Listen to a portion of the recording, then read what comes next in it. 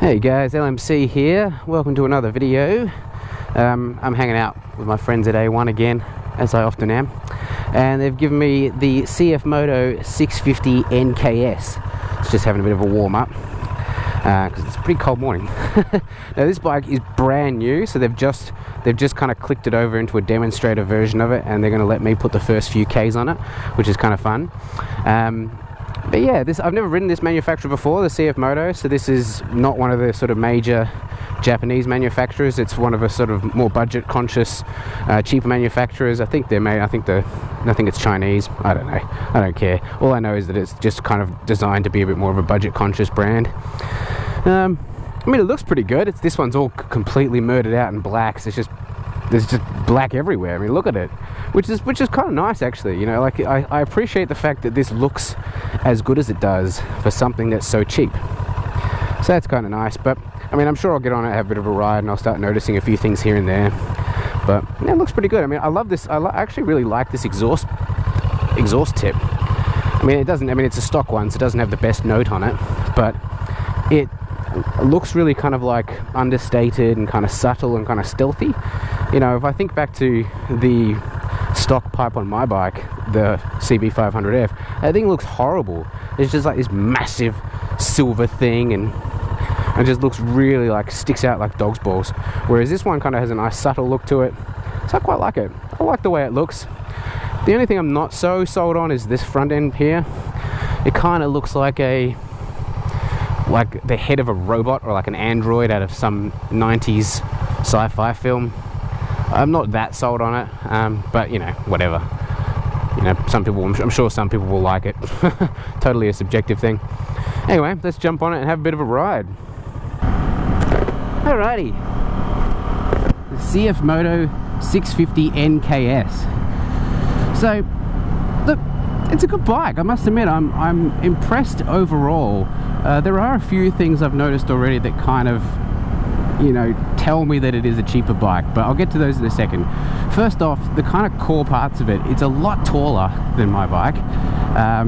It's not such a big deal, it's just something to keep in mind. I think the one thing that I do find is will take me a bit of time to get used to on this bike though, is it feels a lot more top heavy. So it's, you know, it feels like the weight is much higher on the bike. And so, you know, it's when I'm up and moving like this, it's fine, but through sort of slower speeds and kind of standing it up and all that kind of stuff, it does feel like there's a lot more weight to kind of push around up the top of the bike. Whereas, you know, on my bike, the 500F, it's sort of, the weight feels lower, feels kind of more sort of closer to the bottom of the bike. You get used to those things. That's just a sort of a minor difference. I mean, if you hadn't ridden my bike, then, you know, you wouldn't have noticed that at all. But, you know, because I have ridden my bike, I do notice those things. So keep that in mind. The other thing I've noticed, now that I've kind of come to a stop, I can show you a bit better. Nope, no I can't. Now the light's gone green. I can show you now that I'm going to come to a stop. Let's get it down into neutral. Is the gear shifter. I don't know if you can see it. I'm going to keep an eye on the lights. The gear shifter down there, it's way too high for me. So when I click down into first, in order to get my foot up and over the top of the gear shifter, I really have to point my toes to the sky. And then shifting up through the gears with my foot underneath the lever, I really have to push up hard. Well, not hard, I just have to angle my foot up a lot higher than I do on my bike. And then when you're trying to shift down gears, you got to lift your foot up way up high. So that's the first thing I would change on a bike like this, is to try and, I don't know anything about customizing bikes, but if I could, I would try and drop the gear shifter a bit to make it a bit more comfortable. I'm really glad I'm wearing my big boots, because if I was just wearing like a pair of normal shoes or a pair of riding shoes, they would make it much harder to shift, because their gear shift is so freaking so freaking high. This is officially the largest bike I've ridden in terms of displacement. You know, so this is a 650cc parallel twin, so similar configuration to my bike, just 150cc's larger. So that's officially the biggest bike I've ever ridden, and I think it's, you know, it's the biggest bike that you can ride on your LAMs, on your restricted license, sorry. Because any bigger than this and they they click over that power to weight ratio. But then again, there are plenty of 600s and 650s, etc., that you can't ride. So it's not just about displacement, it's about power to weight. But this is right on the cusp of that 150 kilowatts per ton power to weight ratio that is legal for restricted license holders like myself to ride. Right on that weight. But like in terms of get up and go, it doesn't feel that much more powerful than my 500. And I have a feeling that that's mostly to do with the fact that once you get to a bike that's this size, once you get up to 650s or whatever, basically in order to make them LAMS approved, they've got to do one of two things. They've got to make them super heavy, which, you know, this isn't. It's a little bit top heavy, as I said before, but it's not, overall it's not a big heavy bike. Or they've got to restrict the engine somehow, which is what I suspect they've done with this bike. I don't know that for sure. I never Google these bikes. I always just get on and tell you about my experiences. But I suspect that this bike is restricted in order to get it under that, or get it onto that 150 kilowatts per ton power to weight ratio for the LAMS restriction. Because yeah, it doesn't feel that much more powerful than my bike. But one thing this bike does have over my bike is the cheap factor. This bike, so this one retails for a little bit less than $7,000, brand new, which is like astonishingly cheap, really. When you consider my bike, the 500F retails for more like $8,500 once you get the ABS version, which is the one I've got. And then you factor in the fact that, you know, put a couple of extra bits and pieces on it, and you're getting closer to $9,000. Now, I mean, I bought my bike as an ex-demo, so that saved me a little bit of money, and I had a few extra bits and pieces that sort of came on the bike when I bought it. But just comparing them brand new, this bike's a lot cheaper. And, you know, in many ways it's very similar. It feels very similar, same sort of power, same kind of overall weight. You know, I feel just as confident on this bike as I do on the 500F. So from the sort of, you know, the core perspective of the bike, they feel very, very similar. But this is a solid $1,500 cheaper, and it's 150 cc's larger. So that, if that makes a difference to you, keep that in mind. But yeah, it's got the cheap factor. But you know, you do notice little differences though. You notice little differences compared to my bike. And you can see little corners cut. Really, where you notice the money the most is honestly in all the little bits and pieces, you know, and all the little trimmings. It feels a lot cheaper. You know, the handlebars feel cheaper. They don't feel as sort of solid. They vibrate more. Like I get a lot more vibrations through my hands than I do on my 500F. So the handlebars, well, you know, the steering and all of the shit that goes together with the steering is obviously nicer on my bike. The mirrors on this bike vibrate a lot more. So, you know, I'm just moving along at, you know, not going that fast. I'm just going main road speeds, like 70 k's an hour now. And the mirrors are okay, but they do have a subtle vibration to them, which means that when I look in the mirrors, I am seeing kind of a blurry version of all the cars behind me. Whereas on my bike, the mirrors are just rock solid. So they don't have that same blur factor. Hello, doggy. The grips and stuff feel pretty good. They feel much the same, but I imagine there's just lots of little bits and pieces that make up that $1,500. The other thing that's dead clear to me is the dash. The dash on this thing, I'll be honest, is pretty average. It's like, you know, the rev counter looks cheap. You know, I mean, it's an analog counter, which I do like. You guys know I do like analog counters. So that's a plus, but it is not a very good looking one. You know, it kind of looks like the analog counter you'd find on a vehicle from a decade ago. You know, it looks really dated. And then the same thing goes for the little digital display on the right hand side of the tack. First of all, it's really small, so really the only key information I get clearly is my speed, is kilometers per hour. Everything else is so small that I just can't get it when I glance. You know, I have to peer at it. I have to like tip my head forward and go, you know, what's going on? You know, how much fuel have I got? How hot's the engine? All that kind of stuff. I have to work that little bit harder to get that information. whereas on my bike it's all just glanceable. Yeah, so the only thing I can really get out is the speed. I mean, I'm riding at daytime, so I don't know what the quality of the backlight is like or anything like that. I don't know, but yeah, it's definitely a little bit cheaper on the dash side of things. Let's see how it handles my favorite road near to the dealership, up Mountain Highway. So I want to know, is there anyone out there who's got one of these? Because like, I want to know what the reliability is like, because I think that's the one thing I just can't address in a video like this. I can't know what, you know, parts availability and what the warranty's like, and whether or not this bike will kind of break down and hard to service or blah blah blah blah. All of those things are impossible for me to address in a little 10-minute video. Those are the kind of questions only living with a bike like this can really answer. So I'm curious to know if anyone in the comments actually owns one of these and has lived with it for a couple of years. I'm interested to see what you guys, if there is anyone out there, let me know. I want to hear about it. Alright, so now I will confess there are a couple of other things about the bike that I notice aren't quite as nice as my bike, and that is mostly in the clutch and the throttle.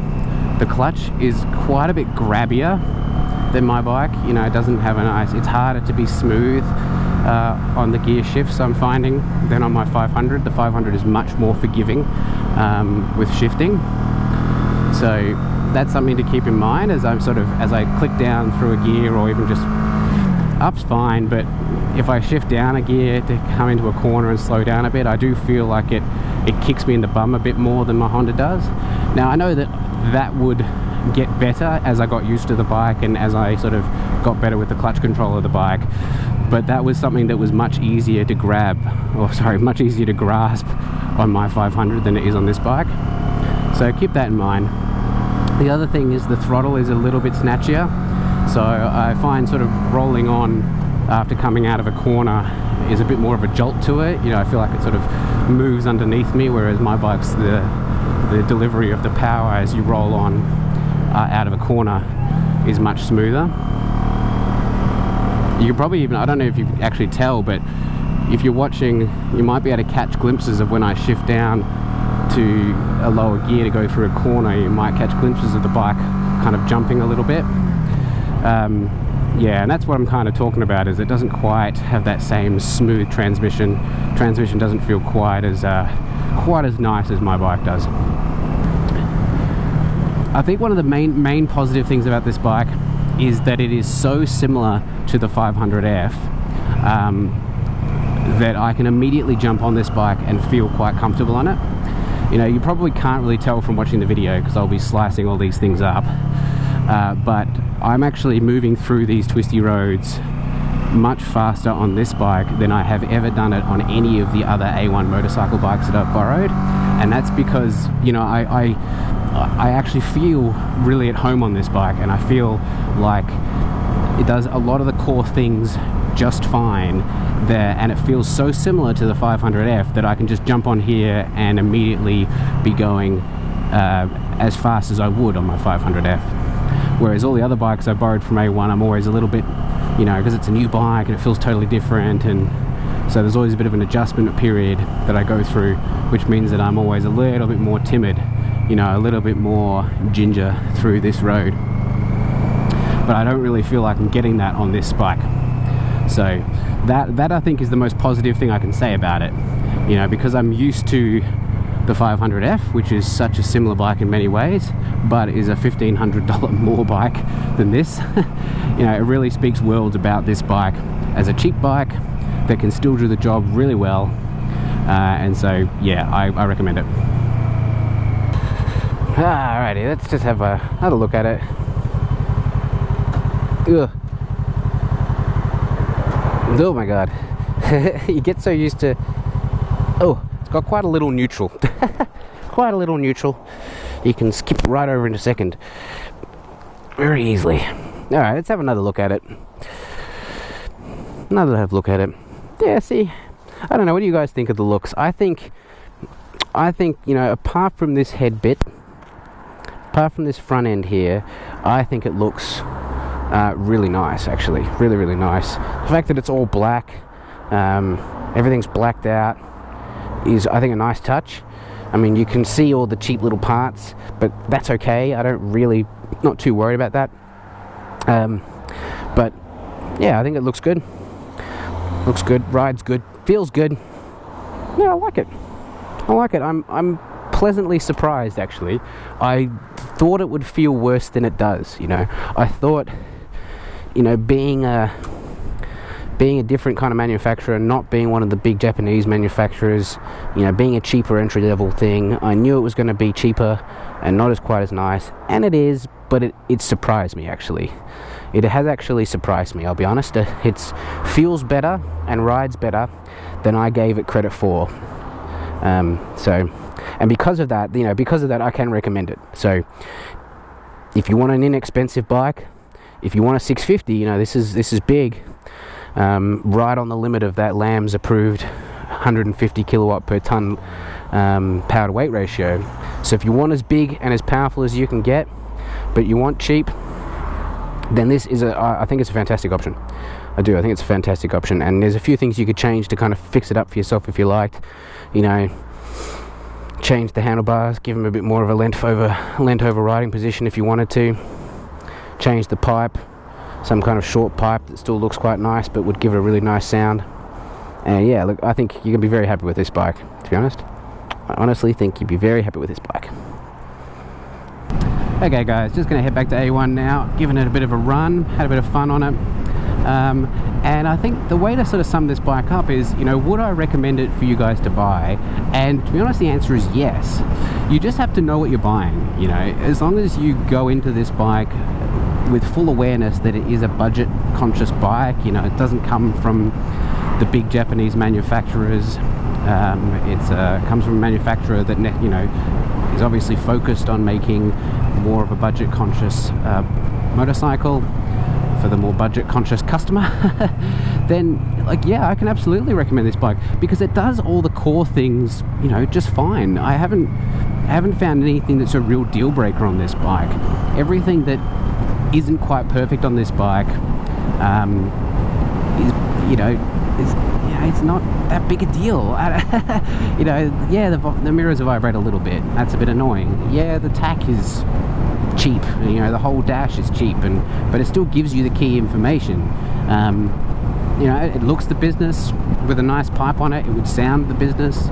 If you want a big bike, 650 cc's, that's right on the top of that Lamb's 150 kilowatts per ton power to weight ratio limit, then this bike is fine for that. Absolutely fine. It does all the core things really well, and it's so cheap, you know, so cheap.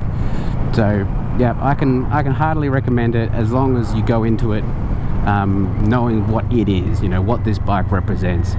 As long as you're sort of aware of that and you're making that decision to get a bike that represents something that's inexpensive, then yep, I think this bike's great. I've been actually really impressed by it.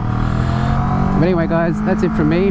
Hope you enjoyed a little burn on the CFMOTO 650 NKS. As always, if you have any questions about the bike, just hit me up in the comments and I'll let you know my thoughts. As I said before, I'm keen to hear from anyone who's owned this bike, you know, to get some sense of the reliability.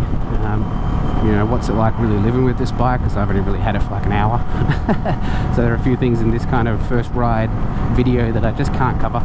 So I'd be interested to hear from the community from those things. So let me know in the comments below, and I'll see you in the next video. Thanks guys. See ya.